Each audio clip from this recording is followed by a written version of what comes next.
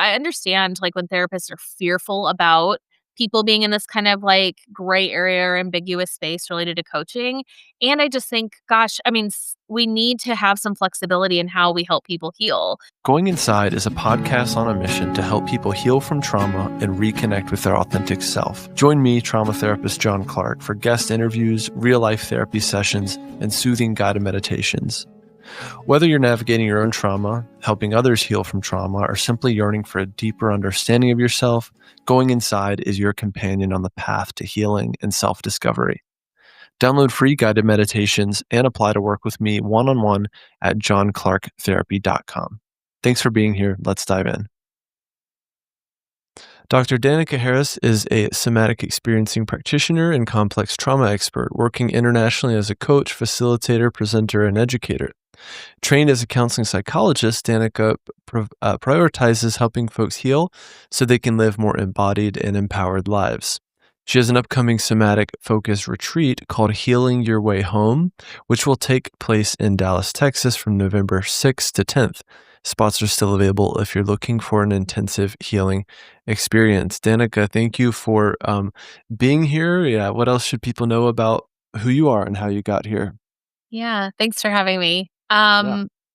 Oh gosh, what should people know? Well, I was trained as you mentioned, trained as a counseling psychologist, and really consider myself someone who has dedicated my life's work to understanding, working with, healing, helping folks heal from complex trauma.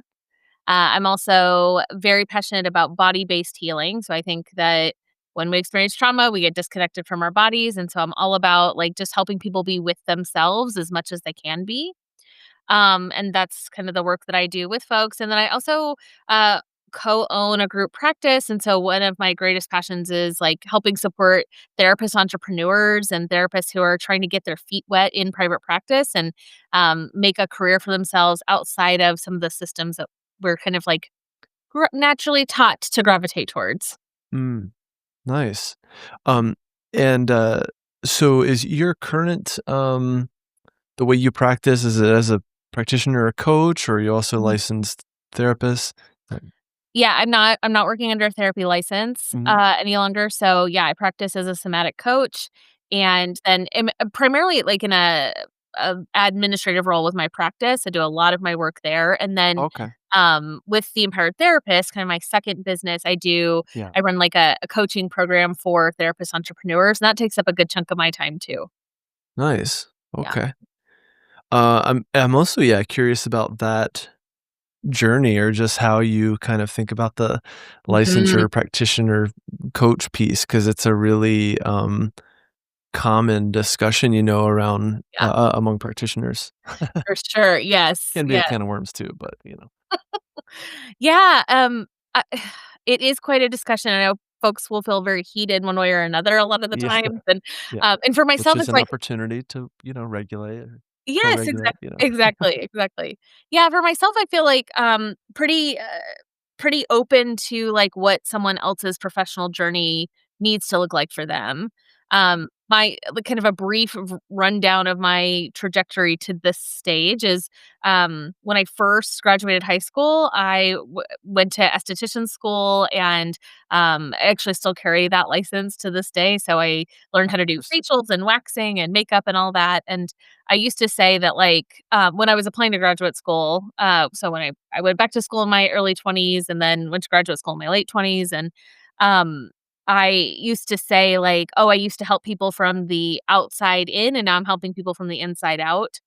And, I think that, like, my way of engaging with people already felt like it, like, didn't neatly fit in the, like, therapeutic box, like, as constrained by licensure and, board standards and stuff like that, and that's not to say I'm, like, throwing ethics out the window, of course not, like, trained psychologist, so I absolutely know how I need to show up with folks, but I think, like, having that initial I say that, like, where I started because it actually feels like it's really important that, Mm. like, I learned to engage with people in this, like, one-on-one intimate way where I could just, like, be with them in their whole story, and, I mean, I think that's part of what it like, that career served me well because I got to talk to people and learn a lot about people, and then I went and got this formal training, and then practiced for, a number of years, And then in 2020, decided I wanted to do somatic experiencing training, and I think that to me felt like this piece where I could, like, actually bring both of my past Yeah. professional lives together, and I just started noticing, like, I wanna do more touch work with clients. I wanna, do energy work at times. I wanna work outside of the talk therapy domain, outside of the diagnostic system.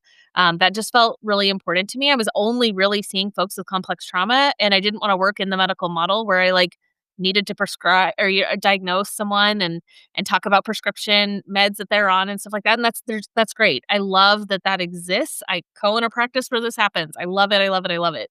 I think for me, I wanted something, that was a little outside of the box, and Yeah. so, yeah, I've, like, since done, like, Reiki training and stuff like that, and so I've kind of arrived at this place where somatic coaching just feels more aligned to how I want to practice now. Nice. Yeah, that's a really good summary. I'm the parts of me are a little bit envious because the both and is like being a therapist can communicate a lot of trust to people, or at least a baseline of like, I do report to this board of California that is like greater than me, and my career kind of depends on it, right? And like the board is really there to protect consumers. It's For really there sure. to protect them, not me. Um, but that can be a good thing, in Yeah. terms of that trust piece. I was also talking to a business coaching client of mine recently, who is like a trauma recovery coach. And even though she's got lots of like traffic and people checking out her website, there's less conversions because in my experience, that trust thing, right? Yep. It's like anyone can call themselves a coach tomorrow if they Right. want, or today. And so there's that piece around like, do you really know what you're doing? If you Mhm. don't have some of that academic background like you do, right? Yeah. Um, but also, like, coming up against those limitations, I'm somewhere in the somatic experiencing training at this point in the intermediate Oh, levels. yeah. It's a journey, but it's great, and, a lot of people in there are, body workers Yep. and Reiki practitioners. I'm Reiki level 2 trained, which is a piece that, like, there's always that head scratcher of, like, how to integrate this in a way that the board wouldn't shake their finger at, right? That's right. Or so yeah, I'm curious to hear more about that journey for you, and yeah, Mhm. Yeah, I think for me, I agree with you. I think the board and the, like, the standards put in place even by, like, APA and yeah, of course, our, like, governing bodies, I believe they're necessary. I mean, the public has to have, some assurance that if something goes wrong, there's somebody that's gonna take action. So I'm yep, glad that that exists, and I'm not someone who was, like, anti the board being in place or felt. I mean, I can be a little bit of a disruptor, but, like, I'm also a rule follower to an extent. So, like, I think ethics are important. yeah, And I think for me, what it kinda came down to, like, the last year before I finally made this decision for myself, I had just been, like, I had been feeling this, like, am I I'm having a hard time writing therapy notes. Like, I was having a hard time putting my notes in, like, within, like, the medical model. And I don't think yeah, that's because I was doing anything unethical. I think it's like I was not doing diagnostic work. yeah, And I think, and I felt limited. Like, I did not wanna do touch work with my therapy clients. That felt risky to me. I had consulted with an attorney who's also a therapist. She was like, "Do not do this, at least not in Texas." And, so that brought me, like, some pause, and I was like, "Well, what did I do this training for?" Like, I'm holding back. And if I'm holding back and I'm wanting my clients to not hold back, like, I'm not modeling for them what I need to be modeling. And again, I think this comes down to, like, how each individual practices, right? I know, 2 of my colleagues are, the co-owner of my practice. She's an SCP and a psychologist, and she's staying licensed and plans to do that, and I think the way she practices is just a little bit different than me, and, so that's where I feel like the both and. Like, I think coaches should have more training, and I love when therapists become yeah. coaches because I know they have the ethical. That's Y right. Yeah, like, they have a sense of Foundation, what's yeah. appropriate, right, to Mhm. and how to engage with clients, and I still uphold, like, I still keep notes, I still uphold HIPAA, standards and Yeah, things like that. I'm just not, like, doing a service that someone could, get a diagnosis for. We're not in, crisis management any longer. I'm not helping them with, like, current mental health symptomology. It's more like, how do we heal and get you back in your body? So I just think Yeah. I'm a different piece of the puzzle now than I was before. Yeah, that's really well said and very thoughtful. I mean, like, zooming way out, like, I think the point of all this is to become the healer that you're intended to become, Yeah, and that looks like integrating the models and ideas and philosophies or even spirituality that makes sense to you or that you think could be in best service of your clients. And like hopefully this licensure or title piece still matches up with that. At some point it doesn't, right. right? And you have that divergence or that difficult decision. But really it's like your current definition of healing as it evolves. Like how do you align that with your practice and the way you actually help people? You know, as therapists, we hold space for so many, but who's holding space for us? If you're craving deeper healing and more powerful tools for your clients, I want to invite you to my free webinar on internal family systems therapy. IFS changed my life and the way I practice. It helped me move through burnout, reconnect with my authentic self, and show up more fully for my clients and for myself. In this webinar, I'm going to walk you through what IFS is and why it works, a simple tool that you can use right away, and how to bring this work into your practice, even if you're just beginning. This is for therapists ready to go deeper. Join us now with the link in the description. I Mhm. was, I live in San Francisco and pretty progressive place, including for like the healing arts. And, but again, we still have a board. But, this was probably 10 years ago. I used to see a therapist in her house in San Francisco. And the sessions were basically like time unlimited.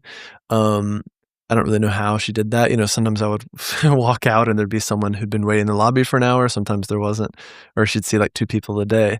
So the session was just over when it was over. But also, very commonly, halfway through the session, I would get up and be on like the massage table, and she would have her hands underneath me usually, and did a lot of polyvagal stuff, Mm, Stephen Porges stuff. So I might still be processing out loud or not, but it was extremely powerful, and gentle and wonderful.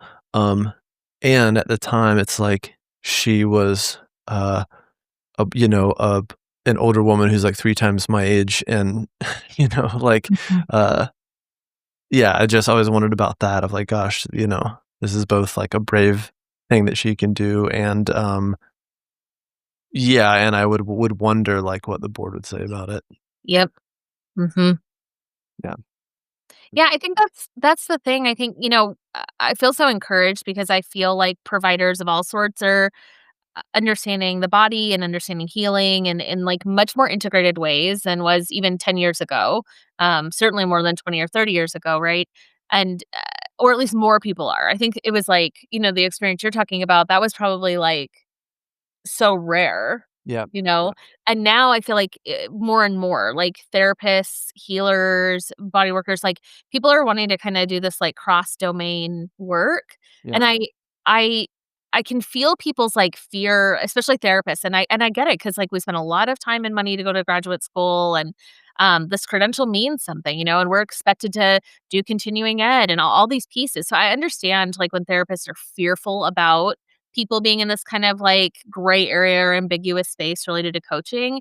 And I just think, gosh, I mean, we need to have some flexibility in how we help people heal. And for some people, that might look like working a little bit differently, so long as consent is present, boundaries are present, all the safety components, the container, all of if Mhm. that's all tended to appropriately, then why not allow you and I to both exist in this field but work differently? Yeah, why not is a great question and, um, like a philosophical and practical question, so I'm right there with you. I had, before I started the SE program, I got to see Peter Levine working here in the Bay Area with, Mhm. like some demos, and it was really fascinating. And first of all, like similar to my therapist I mentioned, the sessions would last as long as they were intended to last. So if for some people, if that was like 15 minutes, that was it. For some people, if it was longer, like at some point the work was just kind of naturally complete. Yep. And I found that really interesting, and then, of course, there was moments where, doing hands-on work just kind of happened naturally and seemed like exactly the thing to do in those moments, but, Mhm. it's just, like, really profound way of honoring the body, the nervous system, and the more I learn about somatic experiencing, the more I'm like realize I don't know because it's a really beautiful model, but it's really even though I want to like distill it down to like a one-page PDF, like you can for EMDR or even IFS, like Mhm. in theory, it that doesn't really exist for SE, which Yep. is both annoying and kind of like unique, you know? Yes. Yeah, you're saying that really well. I think, you're describing a process I find myself in a lot when, like, either therapists I'm working with or even a client will be like, "Just tell," or even on Instagram, I post a lot there, and, people will be like, "But how do I do this?" And I'm like, "Well, I don't know how you do this. I know that there are many options for how someone could do this," right? And I do find, like, the lack of the manualized treatment to be, like, frustrating for people because it's like, Yes. "Just tell me how to do it," right? Yep. And I feel that alongside them, I can be with someone in that frustration, and simultaneously, I feel, like, elated by that, like, I'm like, "Oh, you mean Yeah. anything could work? Like, how Yeah. freaking cool is that?" Yeah. But I understand that especially when you're, like, in the beginning stages of, like, trying to heal, that, like, "Oh, anything could work," is not actually helpful. Totally. Well, and strange, interesting things happen in session when you start working with the body in this way, in this kind of direct way, like learning the language of the nervous system. So if something happens, like the client is shaking or needs to move or needs to be still or needs to lay on the ground, like you might go with that, keeping in mind some like core principles around like titration, pendulation, like containment, window of tolerance, things like that. So like experiencing something in the session that is weird or unexpected or not in the manual can be good and healthy in a way of like things kind of moving if Yeah, it's contained and not like blowing people's systems out, which right. I also see like a lot of my clients. I'm curious to hear more about your intensives, clients that go to intensives of some kind, and the work is like so intense that they come back to me completely disintegrated, whether it's like Mm, doing psychedelic work or doing a breath work workshop or whatever it is, like things can be really intense for like the sake of intensity or efficiency. yep. And people can get really blown out. So yeah, so I'm curious, yeah, your thoughts on that. And then again, like a bit about your intensives and how you approach all that. Yeah, you're speaking to something that I feel like I am in conversation with people a lot. Like, I don't tend to love, like, the breath work seminars that people go use the all day stuff or, Yeah. yeah, these intensives where people really are getting more agitated, more activated. To me, that's not, and you're right, like, it's like for efficiency's sake, they will, like, say, like, "Oh, well, we're gonna do all this," because, like, it's a huge piece of the work. Well, our complex trauma clients, like, they live in activation. Yeah. They're outside of their window of tolerance every moment of every day. So I don't actually need to do anything in session to agitate a client. I don't need to, like, increase their activation. So to me, an intensive is actually how long can we stay out, like, in our window of tolerance? How long can we stay out of activation? So I kind of view an intensive as, like, the opposite of, I think, like, even what the word intensive Yeah, means. kind of a misnomer for Yeah, because to me, it's like, I think about, like, our retreats, like, the whole goal is, like, come and let your nervous system settle, like, yeah, that's the decompress from the world container. around you, yeah, and learn and feel containment, feel into some healthy co-regulation, and for some folks, for the first time ever in their life. And so I'll often say, like, the best somatic work almost looks like nothing from the outside, but Totally. feels like everything internally, you know? Well, and, I had a client who, with a complex trauma history who, went to, like, a weekend workshop thing, and it was, like, kind of a new age thing, and, even, like, sitting in a circle and the instructor saying, "Close your eyes," and my client, because we worked together long enough, was able to go, "Hey, that's not for me. I'm gonna sit this one out," right? Like, closing my eyes in the middle of a circle with people is actually too much, right? Yeah, So, consent is everything, and that's both, like, consent in terms of, like, what are you signing up for here with my intensive, and also moment to moment consent and invitational language around, like, it may or may not feel right to close your eyes, or you may close them or open them or opt out of this circle altogether or whatever it is, right? And I think right. that because trauma is so much about the loss of agency, healing has to be the opposite, right? Yeah, And yeah. sometimes treatment is not. Sometimes treatment is, "Oh my gosh, I need to be a good client," or "I paid for this thing," or "My therapist really wants me to, do this float back technique," even though there's a part of me Mhm. going, "No, don't do it, don't do it. I'm gonna do it just to be a good client." Yep. And the Yeah. therapist is pushing it. They're pushing the envelope, pushing their agenda, Mhm. you know, and it can be very dangerous. Very. Yeah, you're so right. Yeah, I've my, kind of, like, initial advanced training in trauma work was with, attachment-focused EMDR, Mm, and I think there's room and space for EMDR. I think it's a great technique. I do not think it is for everybody, and nothing is really for everybody.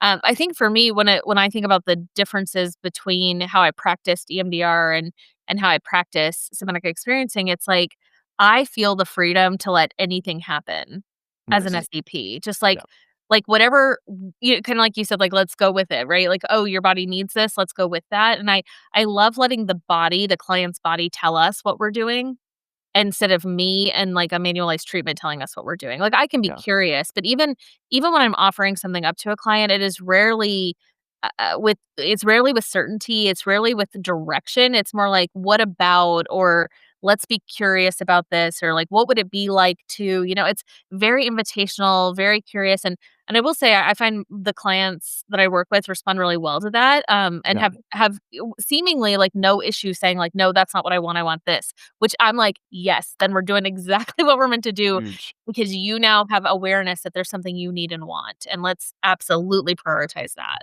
Yeah.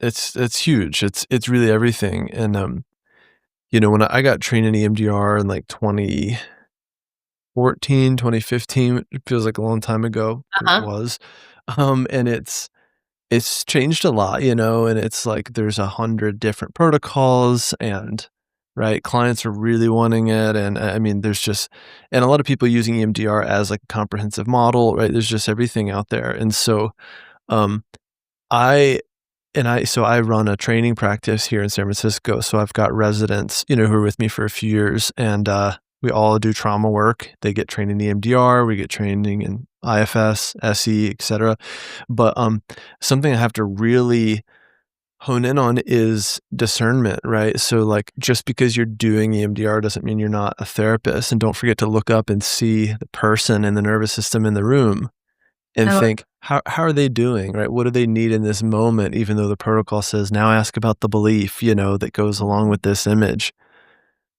The more I do EMDR, it happens more fluidly, right? So or the cognition just floats up naturally, yep, or there's just a natural moment, but there's just a balance between, like, adherence, right? Like, learning how to do good work with EMDR and doing it fluidly, right. right? And really adaptively with the client. When I got trained in EMDR, I was trying to be a good client, so I gave the therapist, something real. I was an EMT for many years, so I gave her a call that was, like, one that had stuck with me. Probably too much, but, for this occasion, but about halfway through the reprocessing, she just kinda, like, lost her place in the manual and didn't know what to do and got really overwhelmed and kinda, like, left me there. And I can feel some of the activation right now, like, Yeah, it sent me into a really, really bad place. She had to go get the instructor, it took him a while to kinda, like, get me back.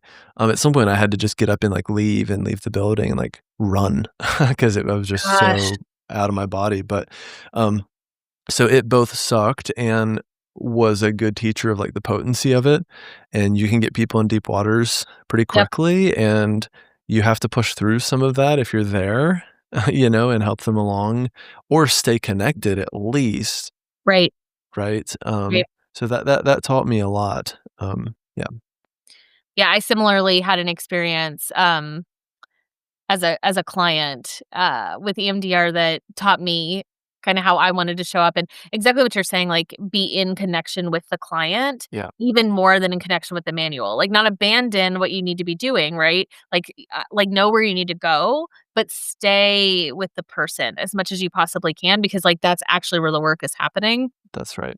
Yeah, Yeah. yeah. It's interesting, I was talking to a colleague of mine, he's a professor, and, we were talking about some of the trauma, research, and there's, evidence to support various models like EMDR. And also, he had reminded me that, there's also evidence to support the idea that people don't like retelling the trauma narrative is not an essential part of healing, Yep. right? So that was like a pretty amazing reminder. And yeah, I'm curious, like your thoughts on that, or just how you conceptualize that piece Uh-huh. of trauma work. I have very strong thoughts about that. Okay, go for it. This is the show for that. Oh, Like people good. with strong thoughts. Draw a Yeah, line in the sand. I would say that's, like, my, like, number 1 foundation for trauma work is we do not need to retell the story because the story stays alive inside of us. And in fact, most of us are not far away from our trauma even when we're in this moment. You know, like you said, it's like you can get into deep waters with EMDR quickly. I think Yeah. that's true with any of these, body based anytime we're working with the body, the system, like, I think we can expect someone to be able to access the intensity of their trauma story, trauma history Mhm. pretty quickly. And so, to me, these modalities where, like, I think about CPT, I'm just so anti Yes. that approach. Like, and I'm not gonna say that like there aren't people who practice it in safer ways. Like, sure, sure, sure, there's nuance everywhere. But as an approach, it just really does not sit well with me that we would have someone retell a story to the point where there is less activation without acknowledging that, like, probably that's dissociation. And Yeah. I just think about the number of clients I over the years, I kinda became this therapist that, I was every client's 7th or 8th therapist. They had seen a ton of Yep. people before me, and they were Same coming to here. me. Mhm. And I think that's because I have been doing body-based work, and I think it was like, "Well, I tried all this other stuff, and that didn't work, so let me try this." And I'm not saying I'm, necessarily a better provider than others, but what I will say is, like, working with people's systems, they were able to feel into change in ways they were not experiencing before, and so Yeah. I wanna sit with what's existing right here, right now between us, because if we can attend to the activation as it exists in your body or the collapse or whatever, the dissociation, whatever we're talking about, if we can be with what is right here, right now, then you can actually be present and the trauma can stay in the past where it needs to be so that there's some distance between you and the trauma. And if my goal is to help the person be less coupled with their trauma, more integrated in themselves, why would we ever go towards the trauma story? Yep. Because well, yeah, because that's the common belief, right? And even therapists that, just say like, "Oh, uh" and I think I was one of these therapists too in like the first few years of my career until I got EMDR trained because I realized like I was, quote, like, comfortable having clients talk about what had happened to them, but I didn't really know what to do with it, Right. right? Other than Right. just go, "Wow, this is horrific." Right? "See you Yeah. next week." And then they're in their trauma, right? Good luck Right. Right. regulating or going back to work or not drinking yourself to death right after the session or whatever you need to do, right? Exactly. Um, and again, their idea that, like, I should probably talk about this. It's like, maybe, Mhm. right? Mhm. Um, so, yeah, I totally agree, and, yeah, I lost my thought, but you should keep going. Okay. Well, it's making me think about, something I'll often say to clients when new if I see a new person, even doing somatic coaching work, obviously, there's some talk component to it, right? I need to get to understand the person. You're right. People come in with this idea that, like, well, let me tell you every single horrible thing that's ever happened Yeah, to me. because I think you need to know that in order to help me. Right. And They'll tell you there's that this on the consult call. You're exactly right. Yeah, they're, like, ready to tell you, and I understand that, like, part of that is also about, like, validation, right? Like, if I don't Yeah, tell you witnessing. everything, then Mm, will you even believe it's as bad as it was, or will that's I right. will I believe me? Yeah, And what I'll always say to people on the consult call and in first few sessions is, "I wanna hear anything you want to say. However, I do not need to hear the details of your trauma to help you yeah, heal." that's And I right. find that people, as soon as I say that, people's systems settle. I watch it. They sit back in their chair, they pull back, their shoulders come down a little bit because I think it's a relief for them to know, okay, I'm believed here and I don't have to like, bring up all these wounds in order Mhm. to be believed. Yeah. Well, there's a lot of fears too and kind of like, quote, "blocking beliefs" around the work of, like, if I tell my therapist, do they think it's really that bad? Am I being ridiculous? Does this even warrant therapy or EMDR? And again, this just to me is like indicative of our core wounding when clients are talking about this stuff, the deserving, Yep. parts of us. I'll have clients who, again, not that we like rank them, but clients who have some of the most intense trauma history I've ever heard going, I b it's just like, "This just feels indulgent, John." Like, you probably have someone waiting in the lobby right now who's way worse than me, Yep. right? Because it's like, well, what if I did, right? Do I even deserve to be here, Mhm. right? Yeah, and, like, what a what an adaptive way to survive by minimizing your own pain, Yeah. Yeah. because you have to get up tomorrow and go through the day, and one of the ways Yeah, we do yeah. that is to minimize, disconnect, believe, "Oh, it couldn't be that bad because 'cause I'm still functioning." Well, Yeah, I like, still go to work and I you have all had to this stuff function, going. Yeah. like, so, yes, you were able to function and, like, yeah, we don't need to be rank ordering traumas because, like, what's bad enough to your system is bad enough to need care and Yeah. attention. Well, what I tell them is like, and this is also an IFS thing, is like, you were there. You are in many ways the only one who knows what happened and how bad it was. So can you be with those parts right Yep. now and go, "Yeah, I was there. I know how bad it was." Oh, I And love if there this are when you say parts that that. need to tell me to go, "John, this is how bad it was," I can go there with you and hold that with you, Mm, right? But it's really connecting parts back to self versus, like, connecting parts to John. right. Granted, sometimes that is a bridge to the work, is like there's a part that wants to tell me how bad it was, and then for John to go, "Yeah, this was bad. This was Mhm, really bad. This was scary," mhm. right? Um, Even if it was a close call or an almost abuse or an almost whatever, it's like this was terrifying, and it's alive right now. Yeah.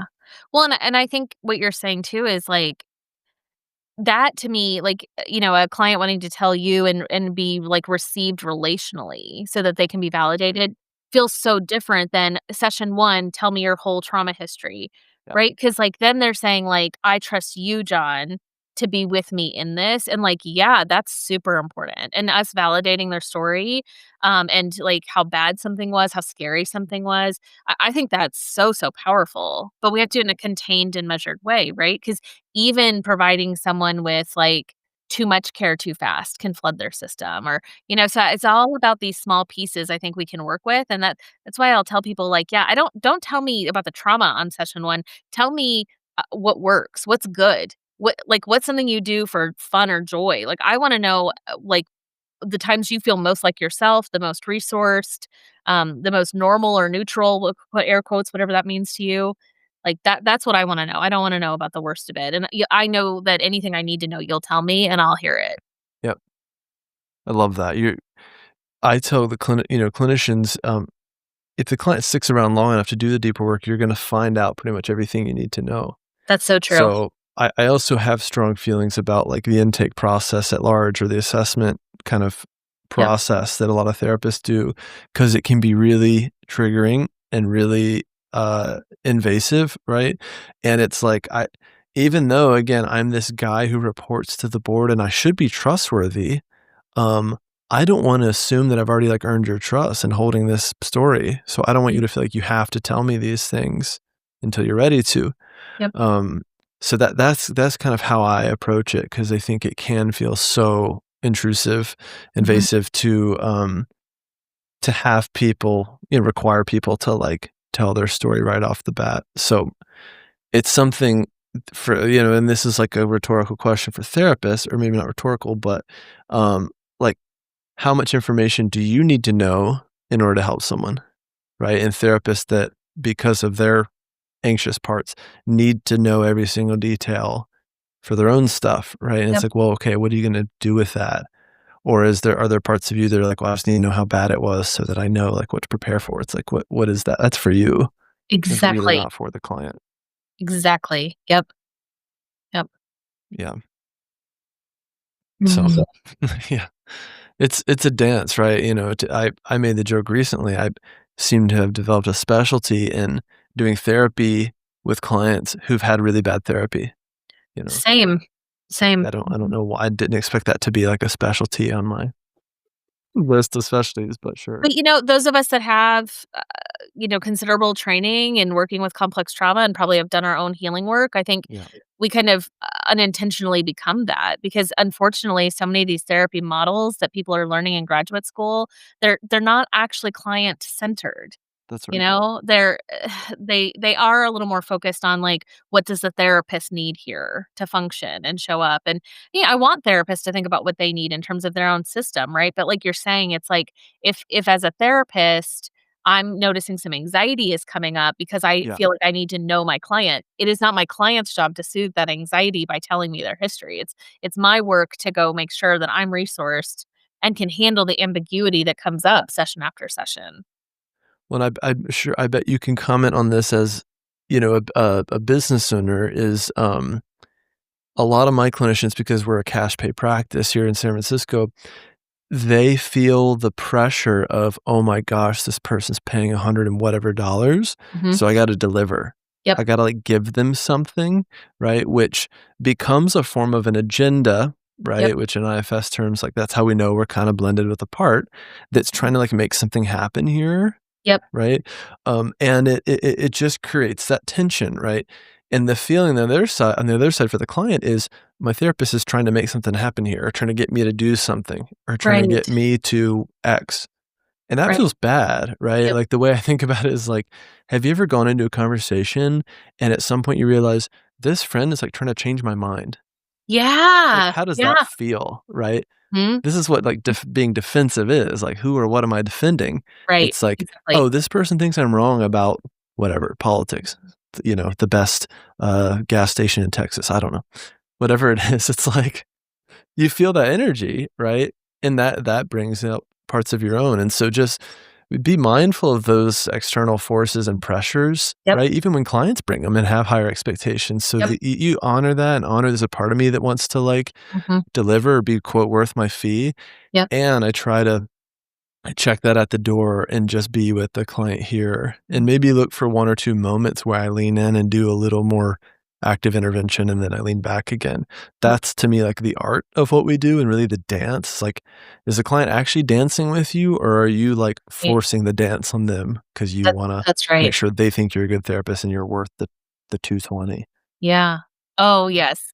This is something I feel I've talked about with, lots of folks I've supervised and mentored over the years, and then certainly with, the therapists that I think especially therapist entrepreneurs Yeah, or, those in a cash pay practice because, and it's understandable. It's understandable that that would come up for us, or it would be understandable that clients are like, "What's the deliverable I'm getting for this dollar amount?" And what I think about for myself is, like, whatever we're meant to do, we will do today. And some days are gonna feel better than others in our work because some days, in fact, feel better than others. Like, that's just the truth. And, the availability of my client and the availability of me and my system, that's gonna influence the work we can do. But so is the world around us, right? So there's so many factors, and I just, really try to encourage clients to and for, again, self-talk to myself whenever I feel this come up. It's like, yeah, the work we do needs to break the pattern of urgency that runs in our client's system. that's right. Urgency is like Yeah, part of in our like that culture. trauma Mhm. response, right? Yeah, well, the whole culture for sure. And then also trauma and the trauma response. Like, oh, something horrible is happening and I need to act fast, right? So, like that fight response, the flight response, there's urgency in that activation. Yeah, And so, like, what if the work we do is so non urgent?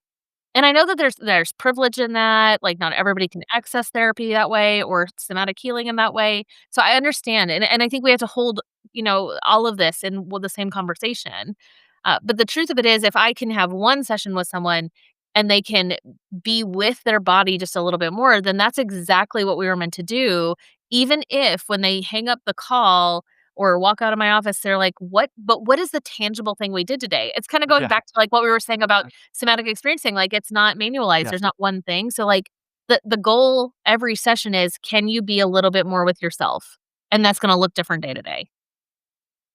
1,000%. I think you and I probably work very similarly in this way, in this, like, Yeah, it I sounds call it, like, positionality, with my clinicians. It's like, what is our position relative to the client and in terms of our role? What do we think our role here is, right?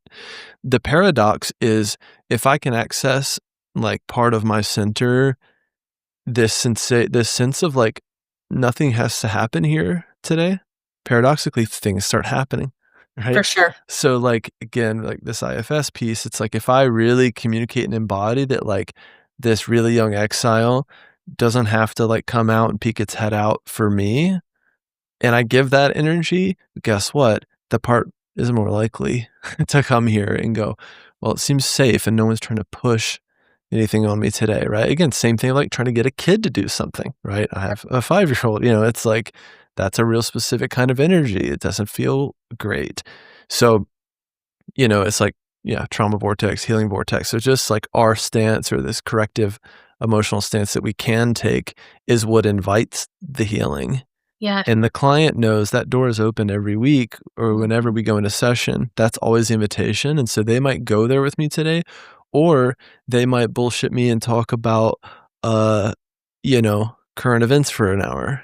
Mhm. Either one. It's not to say that something isn't also happening there, right? Or they're going, I want to see what happens if I just kind of keep John on the outside today, right? Or if I don't go there. Yep. Right, and I might just notice that, or if it happens 3 sessions in a row, I might just notice like, "Hey, man, in, like, past few sessions, we've kinda just been here. How is that for you?" Yep. Yeah. And that, like, again, it's like, I don't have a problem with it. Exactly. It's not him being resistant, I have a client doing Exactly. that right now, but it's part of the dance, Yeah. right? Yeah. Oh, yeah, I definitely this is I'm sure you get this too. People, on, like, a consult call will wonder, "How long will I need to be in therapy, or how long will Yeah, this take?" And what I'll say is, like, "Well, we're gonna move at the pace of your nervous system." And the client who goes into a more topical or superficial place for a session or 2, I trust that there's wisdom in that. There's might be a reason that they're going there. And like you're saying, like, 3 sessions in a row, we might just, like, notice it out loud, and, like, maybe we stay there for a while, and that's important too, because even being able to be in safe conversation about things that don't like necessarily feel emotionally heavy, like is relational work, right? And so I think what you're saying about the positionality, it's like if we imagine that we're like co-journeyers, and we're here, as like a witness to their pain, we're here to healthy co-regulation with these folks, then we can achieve that in a variety of ways, including talking about the weather. yep. Mhm. It's yeah, again, like, with neuroclinicians, or just clinicians in general, we can feel like it's not enough. How is what I'm doing not enough? And that's a question I asked them, right? It's like, how is this not enough? You know? So Mhm. that's the invitation for the practitioner to do that deeper work, right? And a lot of us for a lot of it, it's our history and our wounding about that is why we got how we got here in the first place, right? Well, Absolutely. if you're not letting me help you, you're not gonna love me anymore, right?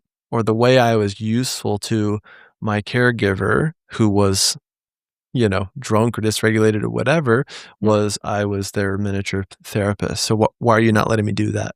Yeah. Right? Or my client is relapsing, why aren't you letting me rescue you from that? Yep. Yeah, so real. Our own stuff, especially with this work, our own stuff is gonna be so present, Yeah. and knowing what your stuff is, and, like, having no shame about that stuff either. It's Yep. like, I feel I work pretty hard to attend to myself, and, every now and again in a session, a client will say something or show up in a way where I can feel it internally, like, "Oh, that's real close to me," and I have this system internally for myself where I'm like, "Get back in your own chair." Yeah. And it's like, as soon as I can say that to myself, it's like, I can feel that healthy differentiation between me and the Yes. client. And, many years into doing this work, over 15 years of doing this work, that process is pretty quick for me now, and it didn't used to be as quick, and so Yeah. I try to encourage new folks to just, like, keep practicing that. Keep practicing in the moment, that healthy differentiation between you and the client, and know that there's time and space for you to attend to yourself and your stuff, but it's not right here, right now. Right here, Yeah. right now, we have to be with the human being that's trusting us to be available for them. Absolutely. I had a supervisee asking me, well, I had revealed to her that, I got activated in a session. She was, like, shocked about that, right? Wow. Because the idea was like, well, if you've been doing it as long as I have, which is about 15 years, Ah, that shouldn't happen anymore, mm, right? mhm, And so it was actually actually really revealing for her to be like, of course this happens. Of course stuff hooks into my stuff. And what gets easier over time is I can notice it, I can be with it, I can communicate to that part of me that I'm here, I can unblend from it and be with the client. yep, I can do somatic things like sit on my hands, Mhm, right? When I mhm. feel like I wanna do more or do a lot or have that energy, I might sit on my hands and even just lean back in my chair a little bit. Yep, Which is like, what's it like to do that versus there's a part of me that really wants to lean in or fix or prove that I know a lot, right? Like, that could come up yep. with a client who Oh, they're yeah. like, "Well, actually, I do know a lot," they're putting me in that expert chair. Yep, Of course, all that shit comes up. of course. I Yeah, never stopped being human, yeah, it just because I got this job or this license. So the more right. I own my humanity, both for Mhm, my supervisees and show them that and for my clients, um, the mhm. better the work is and the richer it is, and it doesn't feel like, "Oh my gosh, I've gotta conceal." Every time I'm sitting down with a Exactly. client, I've gotta conceal and check my humanity at the door. That's Right. weird. It is weird, It's actually and the people feel opposite. it. And Yeah, people feel it for sure. Yeah, I mean, I've think, like, as time has gone on, the longer I've been doing this sort of work, it's like I'm even more comfortable just naming if I feel activated with a client, and, like not, like, to the degree where I'm taking it over, right? But, like, not ever wanting to, like, misrepresent myself to a client because I just think about for so many of us, yep, part of that wounding was, well, our parents said one thing and did another, and so we yep. didn't trust The ourselves. self-abandoning. Yep, Yeah, and so, like, I never want a client to experience that with me. What you see is what you get. So, like, if and I invite that, like, if I have a look on my face or something like that that you're unsure about, ask me. And I one of the things I've gotten better like, sometimes I'll get migraines. That's, like, a symptom that I couple times a year, they'll just come up, and so I always make mhm, sure to tell a client if I'm, like, not feeling my total best self, still present, able to be here, but, like, I can see it on my face, and I would never want them to think something on my face was in response to them, right? And so it's like, I'm even more comfortable, I think, just, letting my humanity show yeah, in those ways when I'm with clients so that, like, they don't have to leave guessing, like, "Was Danica upset with me today? Was she tired? Was she" I don't want them to wonder about me. I wanna be clear on who I am and what we're here to do, and I think that's just being transparent about, like, as things arise that need to yeah. be tended to. Tending to the relationship, and again, like, as a you bring it back to where we started, in my experience, and again, this is like gross generalities, um, sometimes like coaches have less of that experience tending to the relationship and in this minutia and hey, it looks like that didn't quite land with you, or being able to be in that process with the client, right? Or the client going, I feel like you're not getting me. And the therapist going, tell me more about that, Yep, like let's be in that. Because some of that could be really mine. Or maybe I was actually distracted and they noticed, right? Or it could be they've got parts that are looking at me going, "You seem distracted."